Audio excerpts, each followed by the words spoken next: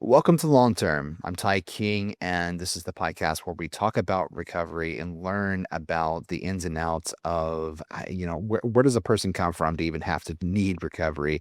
And I think I've discovered along the way of the journey of this podcast, episode by episode, of I think we all come from somewhere, or we need it with some form of recovery, whether it's addiction to something or maybe something that you've experienced in life. But I think everybody has something that we need to recover from. And so especially love the episodes where we get to learn from, experts in the field that are, boots on the ground and getting their hands dirty and can bring so much more enlightenment, much more than witnessing what recovery looks like on TV or or movies. Those specials of TV shows where everybody has the sort of come to Jesus moment or whatever. Everybody's in the living room. Say, Tom, you've got a problem. You need to go to rehab. And then they go to rehab for 30 days and they get out, and then that's it. The reality is it looks a little bit different. And these are people that you pass by every day on the street. You never know who's dealing with this, and you don't know who's dealing with some form of recovery. And probably you that needs to, if you haven't already. So I really enjoy having specialists on the show. And so today, I've got Dr. Tom Horvath, who's a board certified clinical psychologist and a co-founder of Smart Recovery, among so many other things that involves, substance use disorders and healing people that have needed so much recovery from their past, treatment of themselves. And Tom, thank you so much for being on the show. Thanks for inviting me. Absolutely. Yeah, I guess, short introduction. I know there's your resume and your bio, and like we could go on and on and on and on about all the different things that you've done, but um how do you encapsulate that? How do you put that in a bottle of what your position is in recovery? Well, to give a little history, I started a private practice in San Diego in 1984. And in the fall of 1984, I came across a bunch of individuals who had substance problems, but did not want to go to 12-step meetings. And I realized that they probably would not do well there and that there were some other approaches. So by January of 1985, which is now over 40 years ago, I began specializing, and I learned a lot at the beginning about how to help individuals with substance problems, and gradually expanded that to addictive problems, both substances and activities. And at this point, I am continuing to be a practicing clinician. I also think about these problems, and I devote on average about 10 hours a week of volunteer time to Smart Recovery, because I think it's a very important addition to what the United States and now the world does about dealing with these problems. So that's my niche in the world, and I try to write a little bit too. That's a very humble way of putting that. You try to write a little bit of you've been published quite a few times. For those that aren't familiar, what exactly is Smart Recovery? Smart Recovery is like AA in that it is a free mutual help group. That's the term the field has been using lately, mutual help, where someone, just like AA, goes and sits, may not participate actively, but may listen only. And the similarities are strong. A group, a community that comes together to support one another. But the differences on the surface are potentially dramatic. Smart Recovery has a self-empowering versus a powerlessness approach. Belief in a higher power in Smart is certainly fine, but it's not part of what gets discussed. Smart supports individuals who've chosen to reduce harm, to moderate or abstain, so you can set your own goal. We allow people to use their own language. We have very few requirements on them other than to not be disruptive in the meetings. That's kind of common sense. And we make an effort, although not everybody wants this, but it's available. We teach a variety of coping skills and particularly thinking skills. So one of the ways I say this is that you walk into a smart recovery meeting and you think about things in a certain way, and hopefully over time you'll think about them in a modified way, not entirely differently, but in that modified way, you'll, for instance, think that instead of this substance being a solution to my problems, it's actually a problem itself. And so I need to deal with it. And I can solve the problems that it used to solve in other ways. And I know how to do that. And I can cope with craving and I can live a more balanced life. Those are the kinds of things we focus on. When people come out of AA with those kinds of belief changes also, but we try to do it very directly, and many people would benefit from either group, but some people would only benefit from smart recovery because they just can't tolerate a 12-step meeting for whatever reason. So we welcome everybody, and we hope, however they move forward, that they keep pursuing whatever their path is, and we're happy to be a part of it if we can be. Yeah, I found in these conversations, especially the people with lived experience, is that they need something to sort of keep pushing them forward. And if it's giving them purpose, especially when you have that higher power where you believe that there's somebody, there's somebody on the side cheering you on to do better. Those support systems are hugely crucial to people that are making a successful recovery. It looks like, Doc, you're doing a little bit of exercise while we're talking. A little bit of walking. You mind bringing that up? I'd be happy to. On this subject, I am a proselytizer. With respect to SMART itself, I basically say, this is available if you want it. But I encourage people to be as physically active as possible. So I am at a standing desk and I am walking on a treadmill. It's going very slowly. It's a half a mile an hour. So my heel is landing just in front of my big toe as I walk quite slowly. But I often say this to my clients, there's nothing as a psychologist that I can do for you that's more valuable than you exercising regularly. And this is true for the process of change, the process of recovery as well. If you can get into an exercise plan, whatever it is, it may just be walking, ideally at least 30 minutes a day, maybe longer, ideally up hills, ideally at times pushing yourself to walk a little faster so that you get what the pros call high intensity interval training. Those are all some additional details that can be helpful, but a 30-minute walk per day would be great. And if you want to purchase a treadmill and use that, I think that's even a step beyond it. So yes, exercise is very important, basically for every human being, and particularly those who are in the process of making a big change. And I've seen, so many people that are going through recovery that they find that there's also a sense of community whenever you find other people that you're being physically active with. Just like in recovery where they're making these smaller steps towards a larger goal, they like seeing those growth periods, right? So those markers of like, I made it this far, you see a lot of the tokens, I can't remember what they're called, but the coins, yeah, the chips, that's right. The chips that they get for so often, but also they often find themselves inside of an exercise routine where they're like, oh, I'm seeing gains in myself. And because of that, I'm seeing mental health gains and in recovery gains. Is that sort of the same thing? They all seem to come together in a mutually reinforcing fashion. And the nice thing about exercise is that you actually can be in full control of it.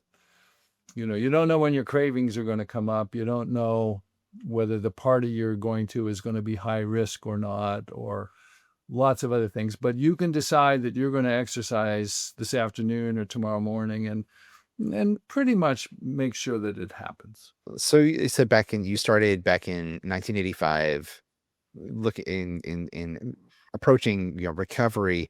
Where did your interest initially come from to tackle recovery in itself and substance use disorders? It was to a significant degree by chance.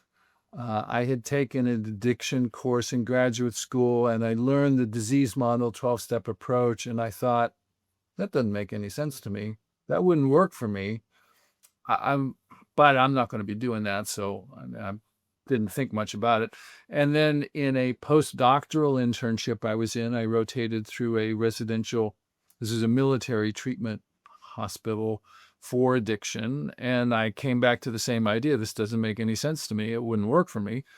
And tucked that in the corner of my mind and opened my practice a few years later. And then I had these clients, and part of the interest was simply monetary. I'm a general practitioner, and I thought, this might be an interesting specialty. I've never had any significant substance problems, which makes me an anomaly in the field. I think most people do. There are some advantages to having been an outsider in that way. And for the most part, now people don't even ask me about it. I've heard so many stories over so many years. I can talk like I used to have problems because of how many people have educated me. And when I run groups, I will make a contribution, but I try to let the group members educate one another. Once I got into doing addictive problems as a specialty area, I love this work for a number of reasons. One of them is that I knew that I was offering an approach that people would otherwise have a hard time finding. And that's partly why starting Smart Recovery is important. I also discovered over time that even though the popular idea is the opposite of it, most people are going to be successful. Now, it might take them a long time, much longer than they want, but from my perspective, most people will be successful. You don't hear about a lot of them because they never enter the treatment system. But the scientific data that we have suggests that if you go out and, because scientists have done this, ask people, have you had problems? Yes. Are those problems over? Yes. And for how long? And how did you make these changes? Did you do it on your own or did you get outside help? About half did it on their own. And of the ones who got help, I think the majority of them went to a mutual help group. They didn't even go to treatment. So that fact, combined with the fact that as far as I know, mutual help groups are as effective as professional treatment. Now, maybe the professionals should be embarrassed, but I think that the mutual help group should just be proud. And what we're recognizing is that there's many different ways to be successful. And if you stick with it in this process, as it is in most of life, persistence is important. If you stick with it, you will most likely be successful. Now, yes, we have people who die. A lot of them die from accidental overdoses and might not even be actual severe substance use disorders, but some people die from their substance use disorders, but it's the minority. So I want people to have hope. I like working in a field where I think I'm likely to be successful. And I really enjoy working with my clients. They all have significant abilities and strengths, and maybe they're going to say I'm powerless over the substance, but they are not powerless over other things. And we build on the strengths that they have to be successful. So I think there are a lot of advantages to working in this area. Have you seen a lot of success stories come out of this new, the program that you created? And what is the difference between that and what you've seen from 12-step programs? So if we're talking about smart recovery specifically, I have a practice which is called practical recovery. But in both, we don't have the resources to collect follow-up statistics. So I can't give precise numbers. And even if we could, I'm not sure people would trust them because it can look self-serving when you're delivering your own success rate. But my answer to the question, how successful are you either in smart or at practical recovery, is to respond with a comparison. Would you ever ask how successful a gym is or a college is? If the basics of a college education or gym equipment are present, you have what you need to be successful, but the gym and the college can't make you work. Uh, so there is something to a person. Well, motivation is the central variable for determining how things go. People will eventually get motivated, typically. So if now is not the right time, come back later. Maybe you just need to experience some more negative consequences.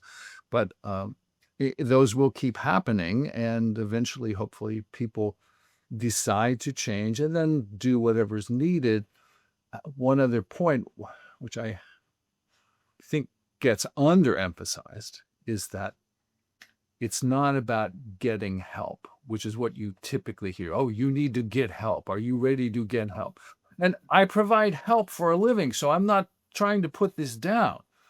But the more important question is, are you ready to address this problem? Are you ready to start making changes, recognizing that this is probably not, one and done.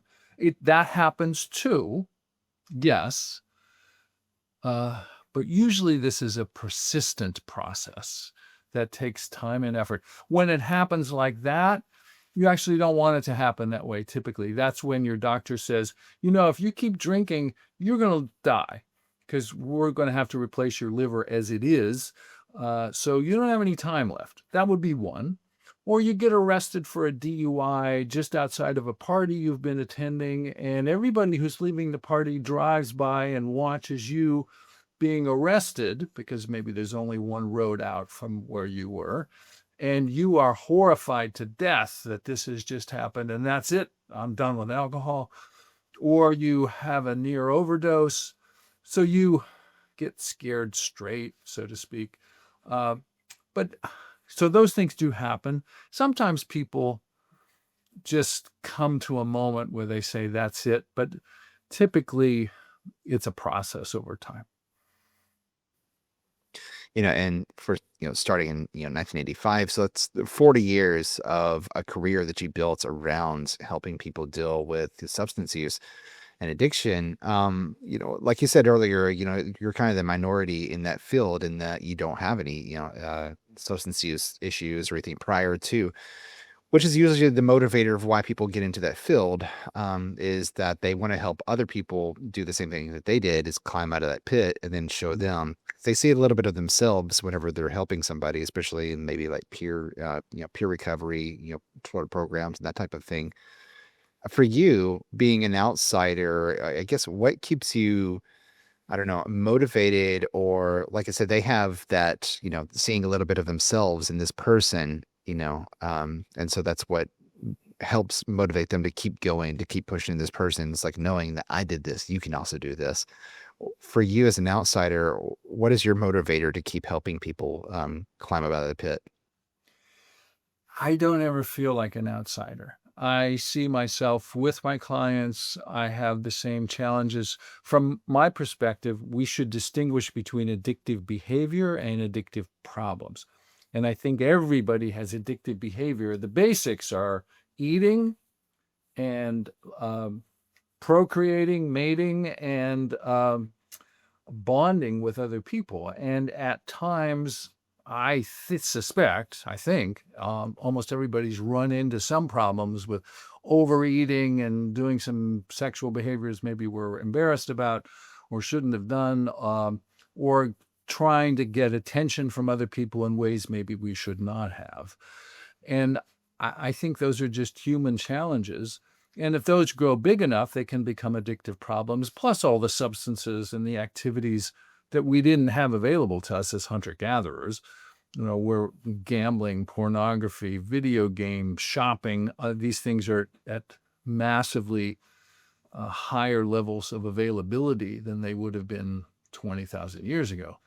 So we all I think, are challenged by addictive behavior.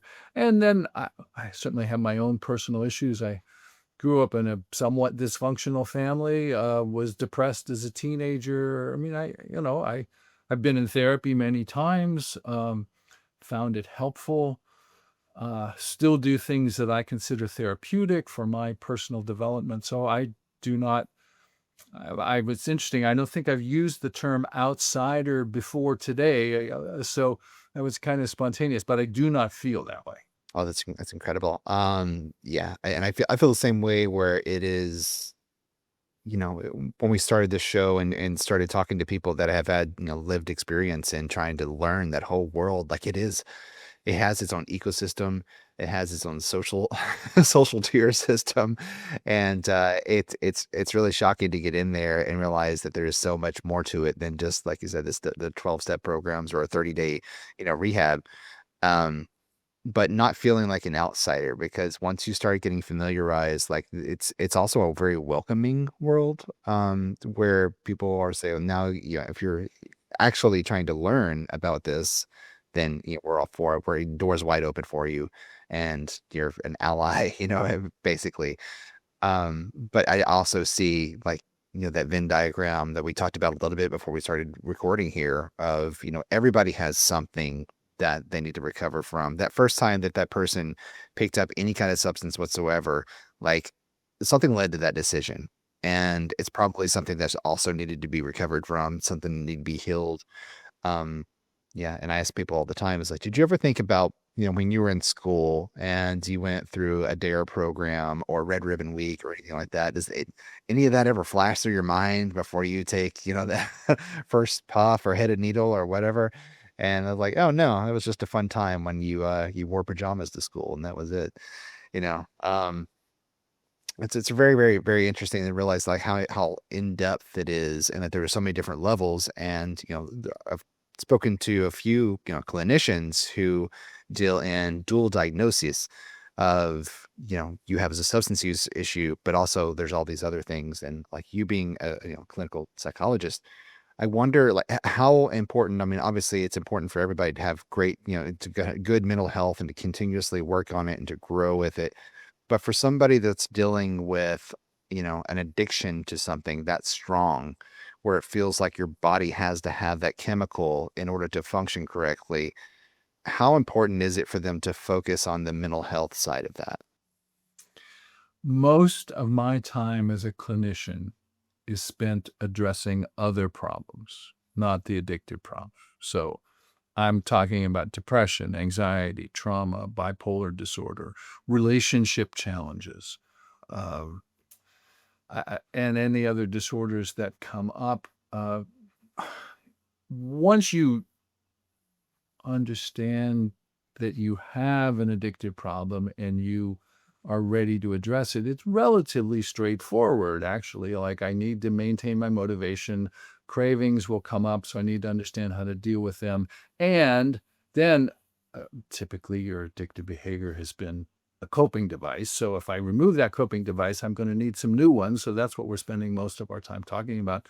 And improving your lifestyle balance. I've just run through the Smart Recovery 4-point program: motivation, craving, problem solving, lifestyle balance. And most of that time, at least in clinical sessions, is spent on point three, identifying and solving related problems. So I think I actually still get to have a general practice of clinical psychology. The clients walk through the door for the addictive problem, and then we talk to them about everything else that needs to be addressed. Yeah, it's really interesting. It's kind of like whenever you go to um, like if you're dealing with back pain and then you go in to try to deal with the back pain, and it's like, well, actually it started here in your shoulder.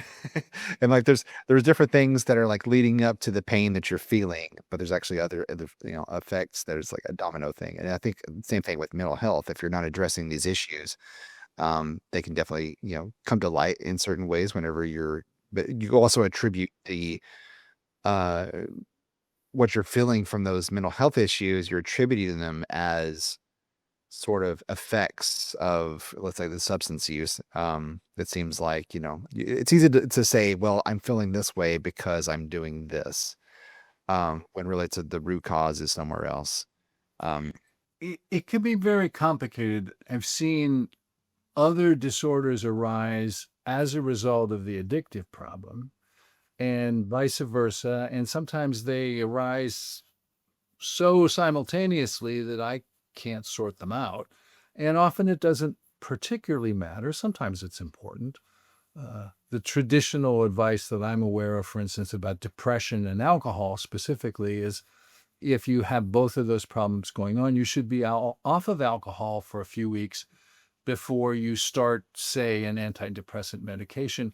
That wouldn't always be true. Every person is different. So I don't want to deliver any kind of prescriptions that apply to everybody. But yes, to come back to the bigger picture, we're constantly dealing with these additional problems. And I will even congratulate the person by saying, well, you did find a way to deal with anxiety or depression. It actually worked pretty well for a while, but now the side effects are catching up with you. So it's time to develop a new method. Let's see how we can do that.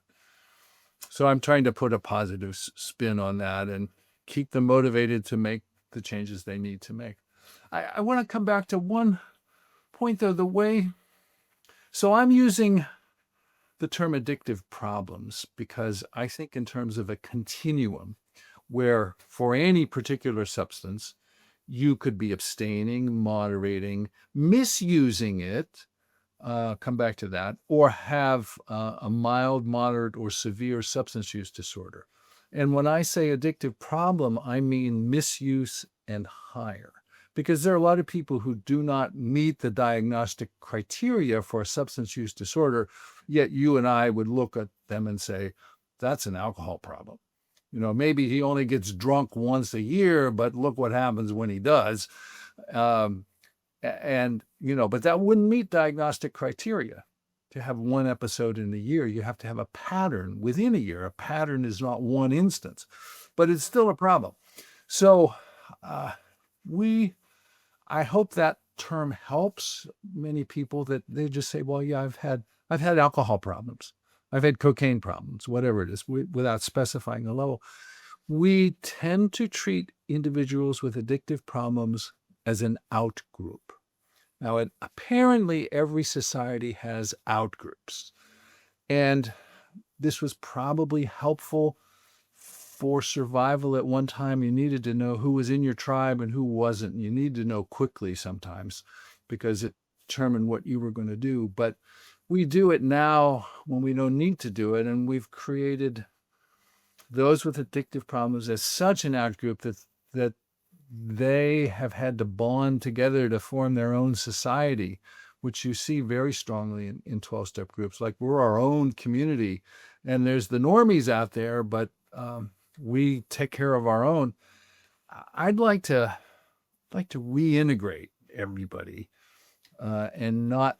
I'd like to get rid of the terms alcoholic and addict, and just everybody's got some level of addictive problems, I suspect, and we could support each other much better without putting people out to the fringes.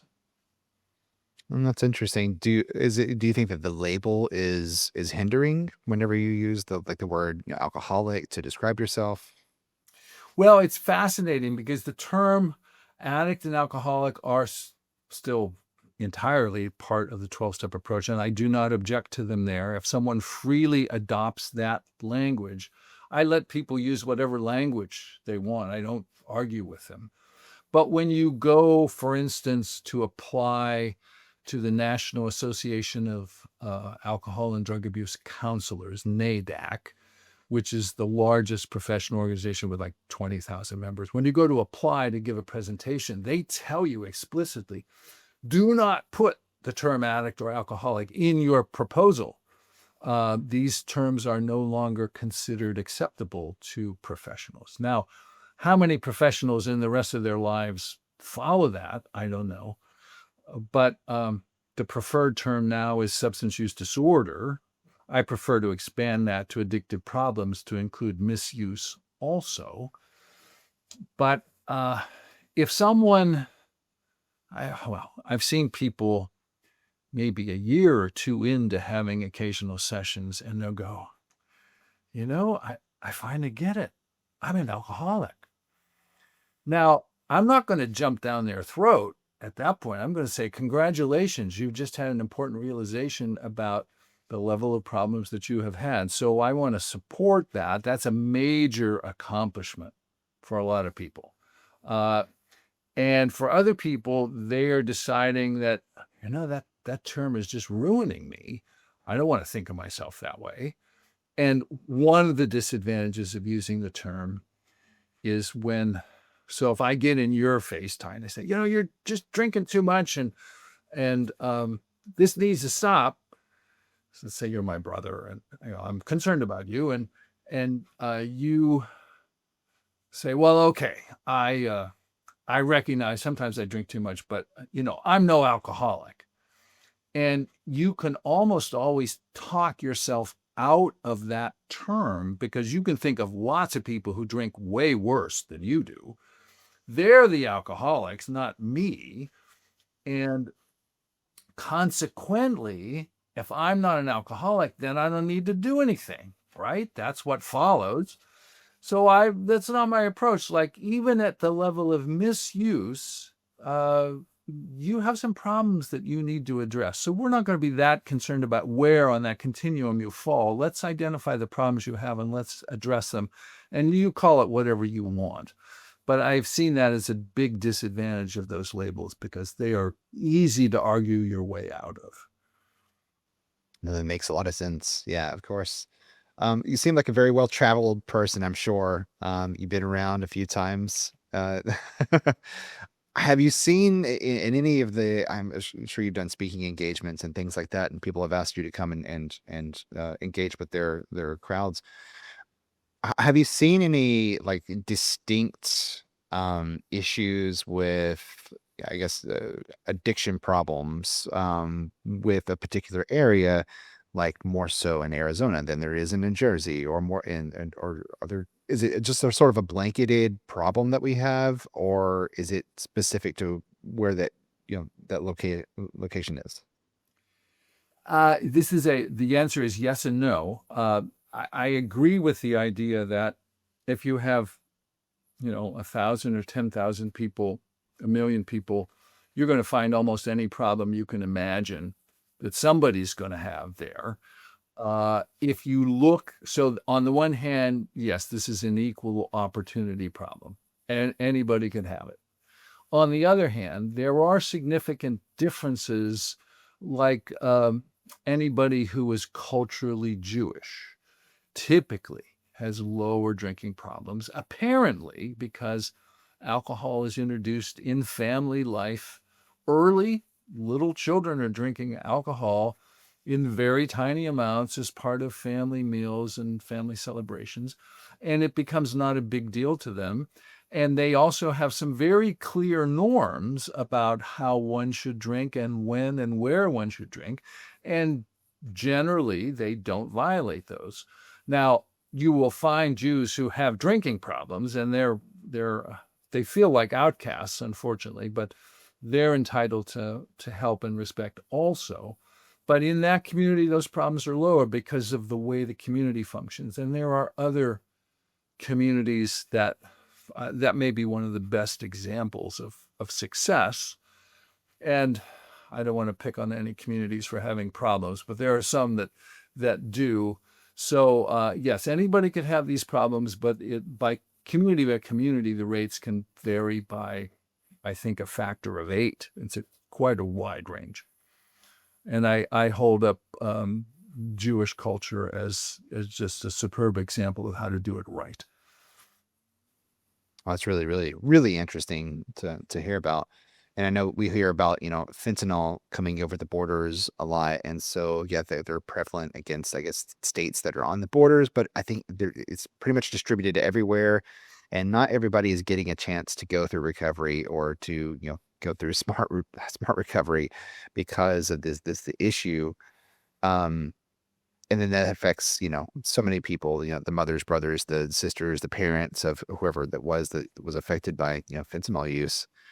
Are you seeing any, I don't know, future hope in that we will decrease the amount of fentanyl in this country? Yes, we will. I think almost for certain. However, I don't know that it will be because of anything we specifically did. There's a book written decades ago by a Yale psychiatrist named David Musto called The American Disease. And he suggests there that these substance problems go in cycles. And after a while, people figure out, oh, this substance really, what was the expression in the 60s? Speed kills. And then as a community, we recognize, well, let's get past this. We shouldn't do this so much. But then other substances come up. So as fentanyl goes down, I expect that something else will come up.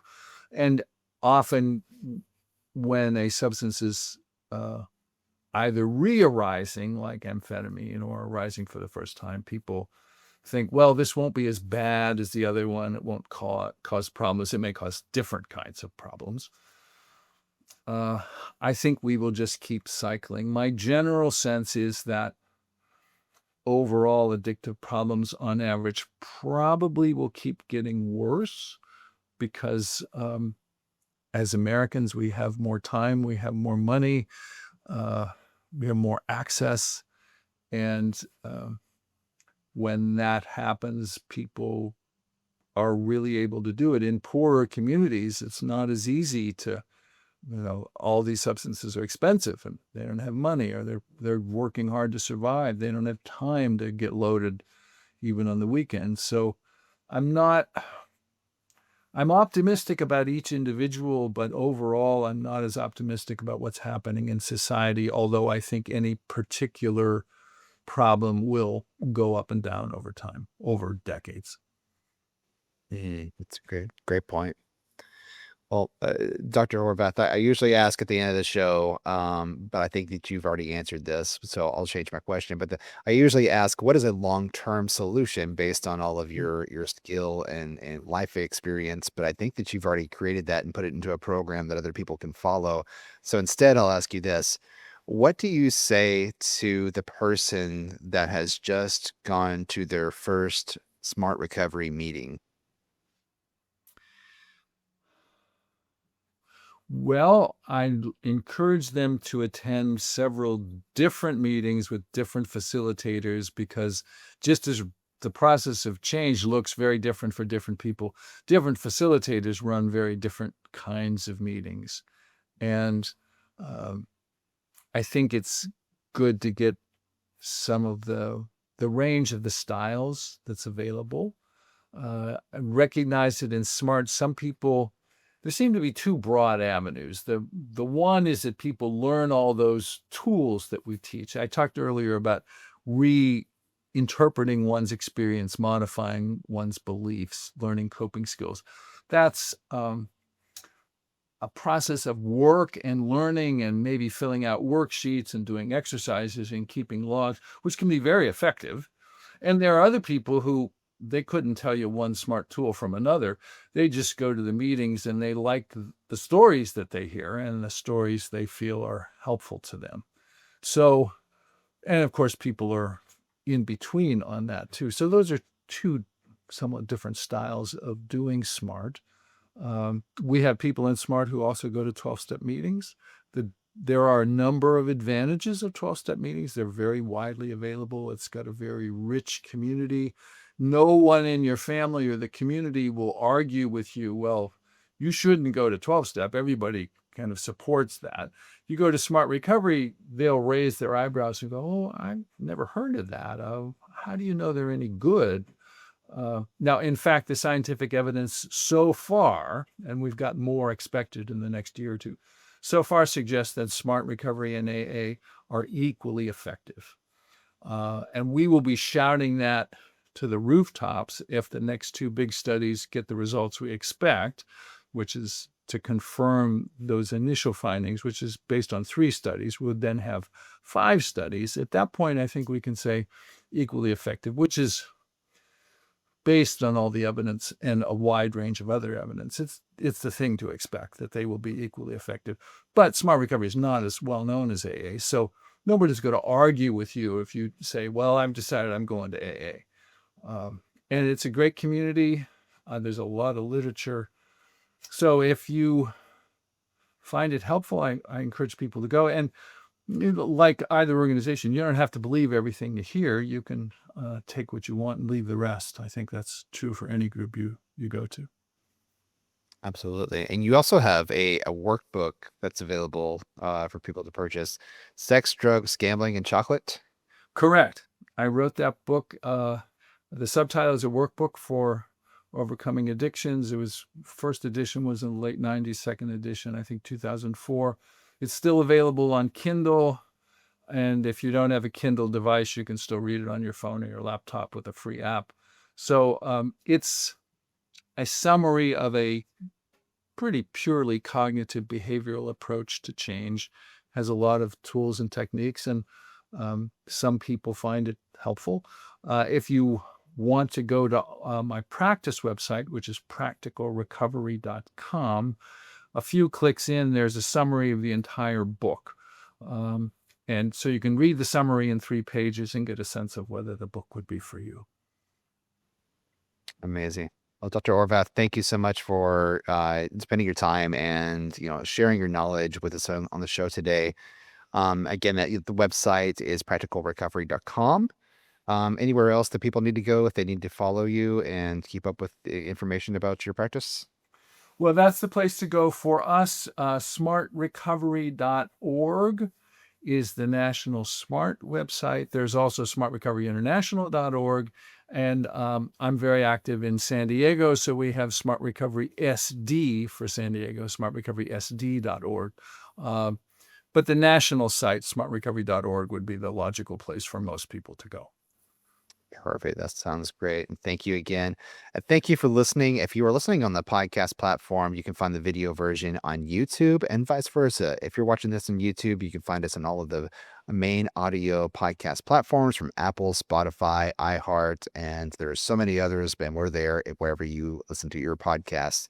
If you heard Dr. Horvath talk today and you thought, man, I know somebody that really, really needs to hear that, share this episode with them. That's the quickest way to help us grow the show, but also to spread the message to the people that absolutely need to hear this.